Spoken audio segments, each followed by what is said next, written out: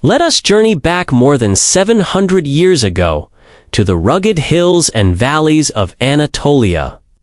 The year is 1299. The Seljuk Sultanate, once strong, has broken into pieces.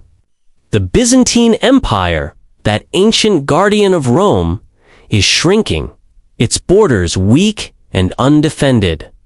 Mongols from the east bring fear and destruction.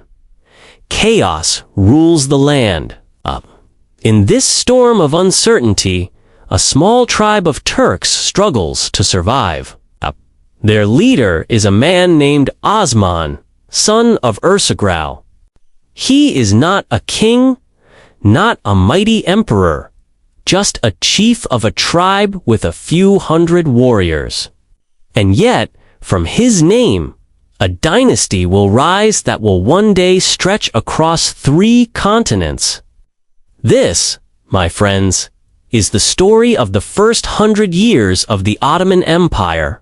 Osman declared his independence in 1299. That year is remembered as the birth of the Ottoman state. But Osman's power was not in numbers. It was in faith, in courage, and in vision. People around him believed that he carried a special destiny. There is a story, Osman's dream. One night, he dreamed that a great tree grew from his chest. Its branches spread across mountains, rivers, and seas, covering the earth with shade.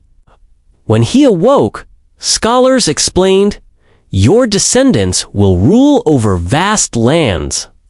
Protecting nations like branches protect those who rest under a tree." Osman believed this dream was a message from God, and so he carried it in his heart as his mission. With his small force, Osman began raiding Byzantine forts.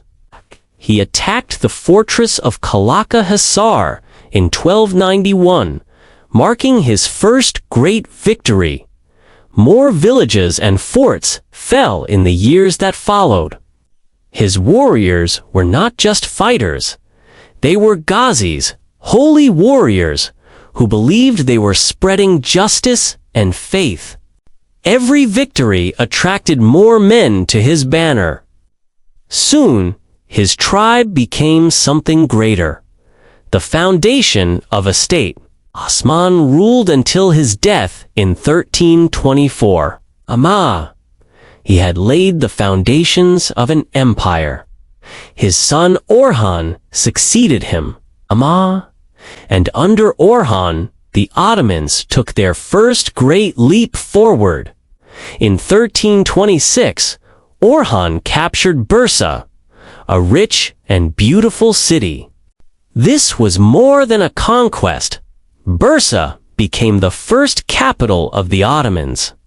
It became a center of learning, trade, and government. The Ottomans were no longer wandering tribesmen. They had a city, a capital, a home.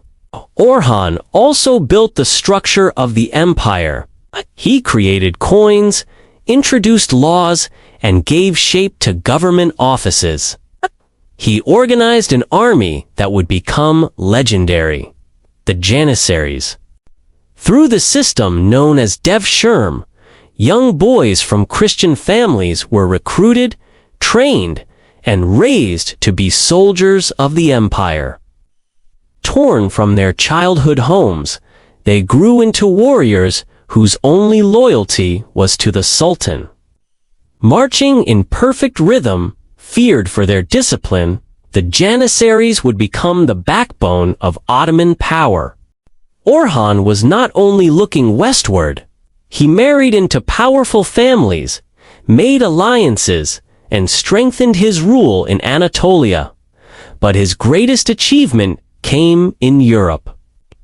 In 1352, the Ottomans first crossed into Europe. In 1354, an earthquake shattered the walls of Gallipoli, a Byzantine fortress. The Ottomans rushed in and captured it. Some said it was chance. Others said it was fate. But the result was clear.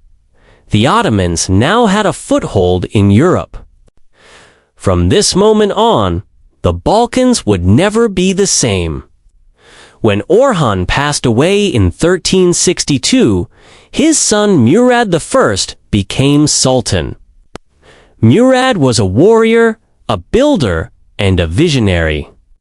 He moved the capital from Bursa to Edon, deep in European territory, showing the world that the Ottomans were not just Anatolian rulers, but European conquerors as well. Murad expanded into Thrace, Macedonia, and Serbia. His armies pushed steadily through the Balkans. He also created a new system of land and government. Soldiers were rewarded with land in exchange for service, creating loyalty and stability. The Ottoman state was no longer just a band of fighters. It was becoming a true empire. But every rise is tested by fire. In 1389, the Battle of Kosovo shook the empire.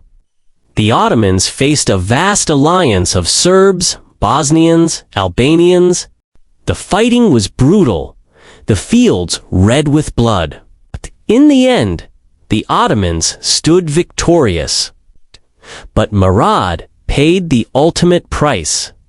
On the night of victory, he was assassinated in his own tent by a Serbian knight.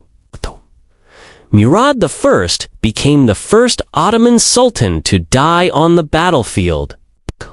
His son, Bayezid, took the throne.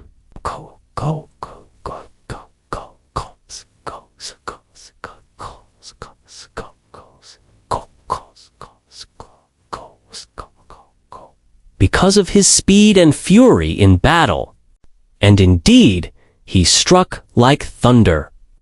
He crushed rivals, defeated armies, and extended Ottoman lands deeper into Europe and Anatolia.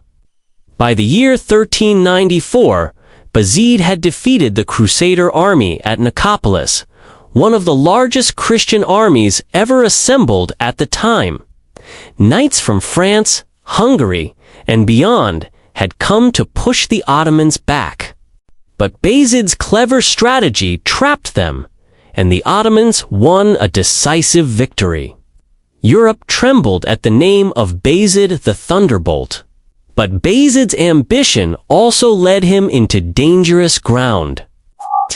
He surrounded Constantinople, determined to finally take the Byzantine capital. The city, by then, was only a shadow of its former self. Yet its walls still stood strong. And just as Bayezid prepared to claim it, another force rose from the east. A storm greater than any he had faced before. Timur, known as Tamerlane in the west, marched westward with his fierce armies. Timur had crushed kingdoms in Persia, Central Asia, and India. Now he looked toward Anatolia. In 1402, the Ottomans and Timur's forces met at the Battle of Ankara. The clash was devastating. Timur's elephants struck terror into the Ottoman ranks. Some of Bayezid's allies betrayed him and fled the battlefield. The Ottoman army collapsed. And for the first and only time in their history, an Ottoman sultan was captured alive. Bayezid, the Thunderbolt, the conqueror of crusaders, was now a prisoner. Some say Timur kept him in a cage, mocking him, though others say this is only legend. Still, the humiliation was real. Bayezid died in captivity in 1403. After Ankara, the empire nearly collapsed. What followed is known as the Ottoman Interregnum, a civil war among Bayezid's sons. From 1403 to 1413, brothers fought brothers Armies clashed, and the empire seemed broken. But finally, in 1413, Mehmed I, son of Bayezid, emerged victorious. He reunited the empire, restored order, and rebuilt its strength. Under him, the Ottomans survived their darkest hour. So, in just over 100 years, from Osman's declaration in 1299 to Mehmed's victory in 1413, the Ottomans transformed from a wandering tribe into a rising empire. They conquered cities, built capitals, crossed into Europe, faced destruction, and rose again from the ashes. The dream of Osman was alive, but this was only the beginning. Greater sultans, greater conquests, and greater glory awaited in the centuries to come. The world had not yet seen the full power of the Ottoman Empire, and soon it would tremble at their name.